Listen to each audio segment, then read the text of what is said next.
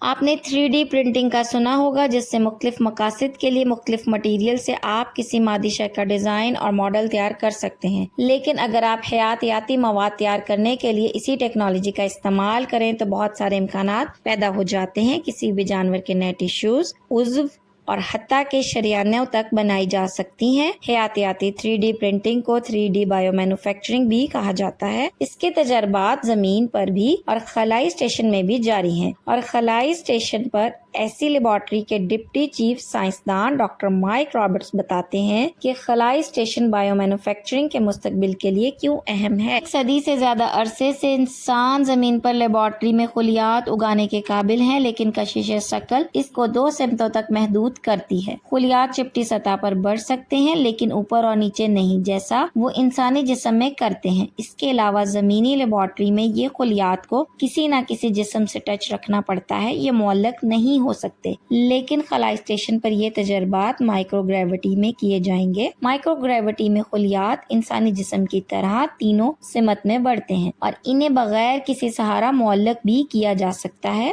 Bio manufacturing سے ایک دن ایک قابل عمل انسانی اعضاء کو بنانا ممکن ہو جائے گا۔ اعضاء مخصوص ٹیشوز پر مشتمل ہوتے ہیں جو خون کی شریانوں سے جڑے ہوتے ہیں۔ جسم میں زیادہ تر اعضاء اور موٹے ٹیشوز میں خون کی شریانوں کا ایک بڑا اور پیچیدہ نیٹ ورک ہوتا ہے جو غذائی اجزاء فراہم کرتا ہے اور ٹیشوز بنانے والے زندہ خلیوں سے فضلے کو ہٹاتا ہے۔ ہمارے پاس فی الحال زمین پر ٹیشوز کی تہوں کے اندر شریانوں کے انتہائی شاخوں والے زندہ نیٹ ورکس کو بنانے کی صلاحیت اور اوزار کی کمی ہے، مگر خلائی لیبارٹری اس میں مدد کرے گی۔ دوسرے کے عطیہ شدہ عضو کو انسانی جسم مدافعت کی وجہ سے مسترد کر دیتے ہیں، مگر خلا میں تینوں سمت بڑھتے ہوئے ٹیشوز سے کسی شخص کے اپنے ہی خلیوں سے عضو بنایا جا سکے گا جسے اس کا جسم مسترد نہیں کرے گا۔ خلائی اسٹیشن پر 3 مختلف بایو مینوفیکچرنگ لیبارٹریز کا تجربہ کیا جا رہا ہے۔ ان میں سے 2 عام 3D پرنٹرز کی طرح خلیات کو پرتوں میں سے نکال کر ٹیشو بنائیں گی۔ تیسری قسم خلیوں کو طاقتور مقناطیس سے درست جگہ پر رکھے گی۔ یہ تینوں مراحل کی معلومات اور نتائج زمین پر طبی محققین کے لیے میسر ہوں گے جو زخم کی مرمت میں استعمال کے لیے ٹیشوز اور اعضاء کو بہتر طور پر سمجھنے اور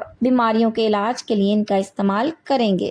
جیسا کہ ڈاکٹر رابرٹس کہتے ہیں، 3D بایو پرنٹرز جدید ترین ٹیکنالوجیوں کی نمائندگی کرتے ہیں جو زمین پر صحت کو بہتر کرنے میں مددگار ہیں۔ اگرچہ مکمل طور پر کام کرنے والے انسانی اعضاء کی تیاری میں 1 دہائی سے بھی کچھ زیادہ وقت لگ جائے، لیکن وہاں تک پہنچنے کے لیے ہم جو علم حاصل کریں گے وہ عبوری فوائد بھی پیدا کرے گا۔ خلا میں خلیات کی بحالی زمین پر بے شمار فائدے دے گی۔